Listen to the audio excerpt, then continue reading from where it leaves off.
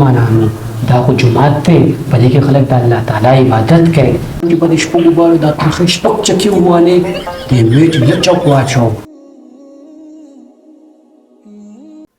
خبره زه قرآن په ګپ شپ کې تللی وم او په دې روژه کې د محمد الله په وجه کې به کریم وخته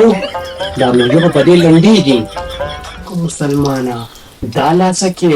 په دې روژه کې د ماسوتنې ټورنمنټ شروع کېږي سهیل والا وایي زمونږ ټیم دی خو زموږ دا ټیم د چا د ټیم نه کم نه دی څه کې سبیل والو سره مو میچ و عقیب کې چونو د میچ دا نقشه بدله کړه لاسه کې عثمان چې په شپږو بالو دا شپږ ترخې چکې ووالې ډېر میچ سم خوند وکړو لکه ای د خدای مسلمانانو دا خو د الله پاک کور دی په دې کور کې خو خلک د قرآن شریف تلاوت کوي دا تاسو دا څنګه مسلمانان یې تاسو خبرې کوئ ځان دوه پیره په مانځه کې خطا کړم د امیر صاحب خبره هم ټیک ده مونږ کړکې شروع کړي دي او دا خو د عبادت ځګی دی ستا د لاس څخه د جومات ته رادننه کېدو دعا مو ولري که نه یاره اوس اودس چغدا مو وکړه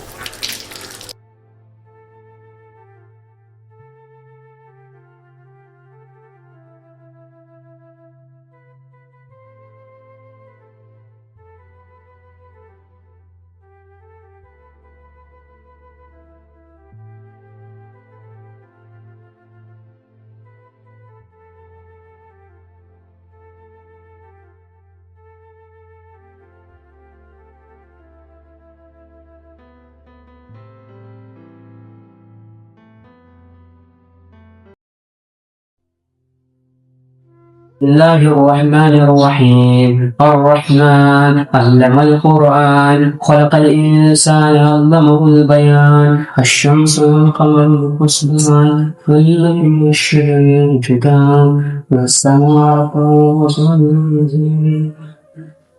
الله كتبه في الميزان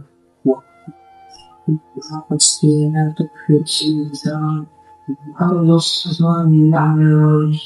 فيها فاكهة كلام مالك ما قال तुम टटल पारा है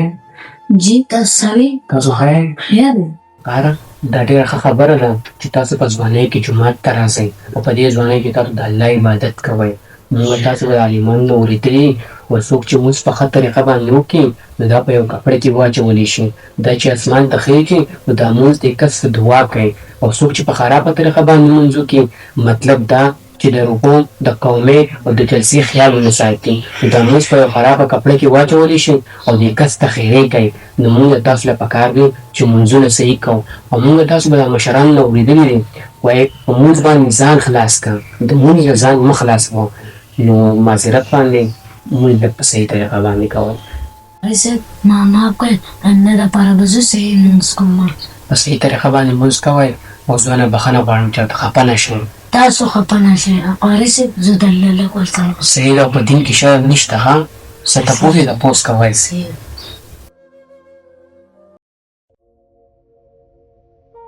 بیګانې نوې لیول شروع کړو د دنیا پیسې مې ټول ګټلې دي تاول شروع کړه ما پخوا شروع کړې السلام علیکم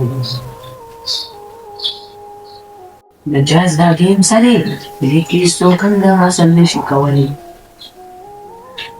السلام علیکم وعلیکم السلام مسلمانانو دا خو جومات دی په دې کې خلک د الله تعالی عبادت کوي په دې کې خلک د دنیاوي خبرې نه کوي څوک چې په جومات کې دنیاوي خبرې کوي دا نیکۍ داسې سوځي لکه وچ خشاک ته چې تلین وهي په جومات کې دنیاوي خبرې کوي نو فرشتې ورته وایي چپ کا چې هغه چپ نه کړي بیا ورته وایي چپ کا چې هغه چپ نه کړي نو بیا ورته وایي په تا د الله نالې دي نو موږ تاسو له پکار دی چې په جومات کې دنیاوي خبرې نه کوو دا خو د عبادت ځای دی چې په دې کې موږ عبادت وکړو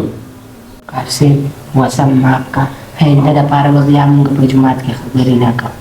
او کنه جومات خو د عبادت دپاره د خبرو دپاره نه دی بیا به احتیاط ساتو